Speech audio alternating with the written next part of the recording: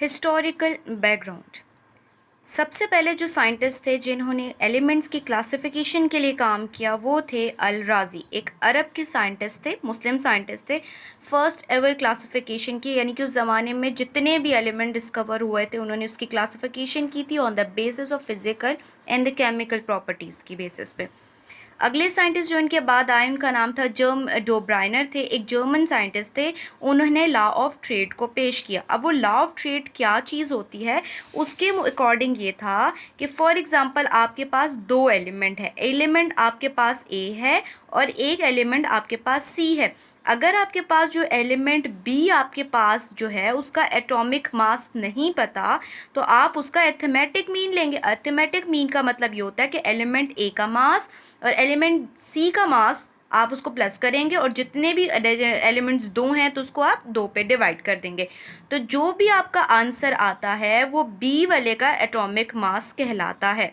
ठीक है, ये था आपके पास लॉ ऑफ ट्रेड जो किसने पेश किया था, डोब्राइनर ने पेश किया था। उसको लॉ ऑफ ट्रेड भी कहा जाता है। अगले साइंटिस्ट हमारे पास थे न्यूलैंड से, एक इंग्लिश साइंटिस्ट थे।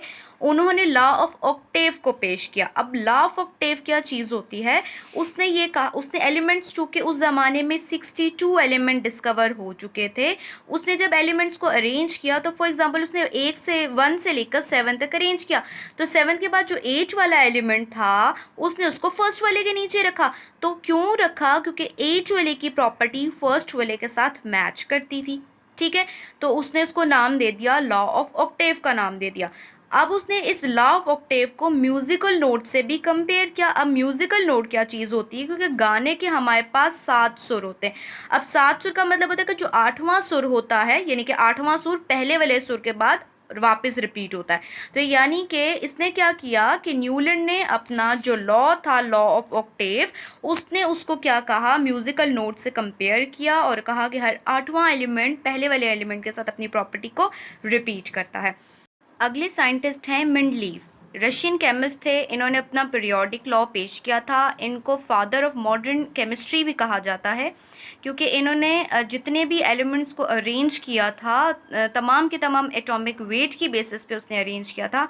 मगर कई ऐसे फॉल्ट्स थे या ऐसे चीज़ें थी जिसकी वजह से इसकी थ्योरी फेल्ड हो गई थी। According to the Mendeleev, the physical and chemical properties of the elements are periodic function of their atomic weight.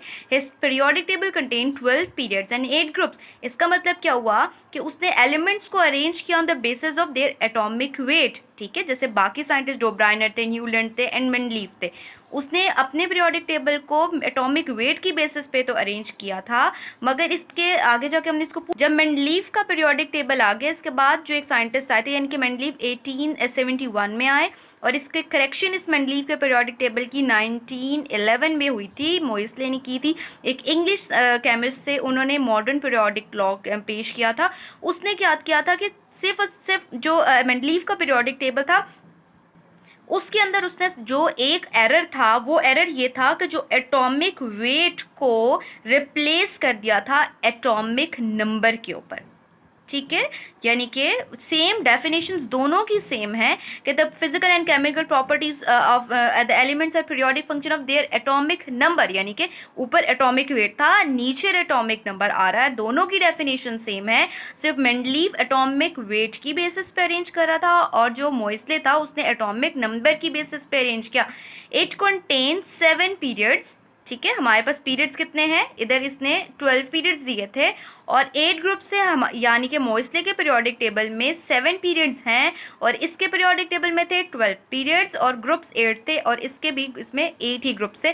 मगर जो फेलियर उसका आ रहा था वो कौन सा था, यहाँ पर जो इसके पीरियड्स थे वो 12 थे और यहाँ पर इसके जो थे वो कितने पीरियड्स हैं, 7 पीरियड्स हैं। तो ये इसका जो मेंडलीव था उसके पीरियोडिक टेबल की सबसे ज़्यादा जो रॉन्ग बात थी वो यही थी।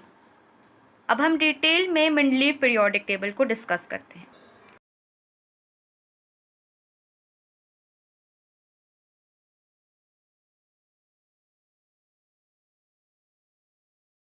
अब हम देखते हैं मेंडलीव का पीरियोडिक टेबल क्या होता है। मेंडलीव का पीरियोडिक टेबल जो था वो एटॉमिक वेट की बेसिस पे अरेंज किया गया था।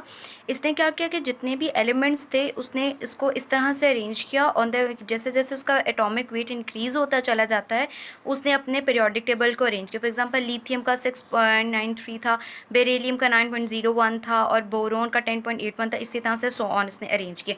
अब जो मेंडलीव था उसने क्या किया कि अपने पीरियोडिक टेबल को दो ग्रुप्स में डिवाइड किया, ए ग्रुप में और बी ग्रुप में डिवाइड किया। अब ए और बी ग्रुप का मतलब क्या होता है कि फॉर एग्जांपल आपके पास बेरिलियम, मैग्नीशियम, कैल्शियम, स्ट्रोंशियम और बेरियम है। तो उसने क्या कहा कि जितने भी ये तमाम एलिमेंट्स हैं इनकी प्रॉपर्टी एक जैसी है और ये मतलब एक ही, उन्होंने इसको ग्रुप नंबर ए में रखा। मगर जो एलिमेंट जिंक, कैडमियम और मरकरी थे उसने इसको ग्रुप नंबर 20 में इसलिए रखा क्योंकि ये दोनों हैं तो मेटल ही हैं। मगर उसने क्या कहा कि उसने इसको इनके बीच में इस वजह से रखा। उसने क्या कहा कि जो जिंक की प्रॉपर्टी है या कैडमियम की प्रॉपर्टी या मरकरी की प्रॉपर्टी हो सकती है कि यानी कि इसकी जो प्रॉपर्टी होगी ना तो वह बेरिलियम से मिलती है ना ही वो टाइटेनियम से मिलती है। तब उसने क्या कहा कि ये चूँकि इन दोनों की प्रॉपर्टी नहीं मिलती है तो उसने ऐसे एलिमेंट को जो है वो बीच में जो ग्रुप नंबर बी है उसने उसके अंदर अरेंज करके रख दिया। इस वाले जो मेंडलीव पीरियोडिक टेबल की एक सबसे बड़ी बात ये थी कि इसने अनडिस्कवर्ड जो एलिमेंट्स थे उन्होंने उसके लिए empty spaces they the. For example carbon, silicon और जर्मेनियम आता है। अब यहाँ पर फॉर एग्जांपल अगर जर्मेनियम आ जाता तो उसने उसकी जगह खाली छोड़ दी थी। उसका ये था कि इन फ्यूचर में अगर वो डिस्कवर हो जाते हैं तो वो जर्मेनियम को उस खाली जगह पर रख देंगे। तो इसकी एक पॉजिटिव बात थी कि अनडिस्कवर्ड एलिमेंट्स के लिए जो है उसने जगह छोड़ दी थी। मगर इसकी जो थ्योरी थी उसने क्या कहा कि जो आपके पास जो ये तमाम एलिमेंट्स उसने इसको इधर रखा यानी कि ग्रुप नंबर ए और जिंक कैडमियम मरकरी को ग्रुप नंबर बी में रखा। मगर इसकी जो करेक्शन जब मोइसले ने की तो उसने जिंक कैडमियम मरकरी को अलग ग्रुप में रखा। यानी कि हमारे पास जो ग्रुप्स हैं उसको दो पार्ट्स में डिवाइड किया गया। एक हमारे पास ए ग्रुप होते हैं और एक बी ग्रुप होते हैं। फॉर एग्जांपल आपके पास जो ये वाला ग्रुप था इसको सेकंड ए में और जो ये वाला ग्रुप था इसको सेकंड बी के अंदर जो है इसने इसको प्लेस कर दिया था। तो ये इसके मोइसले ने जो है इसको अरेंज किया था। ये जो मेंडलीव का एरर था वो मोइसले ने इस तरीके से इसको ठीक कर दिया। तो जो मोइसले का पीरियोडिक टेबल है वो ये जो है वो एटॉमिक वेट की नहीं बल्कि एटॉमिक नंबर की बेसिस पे अरेंज किया गया है।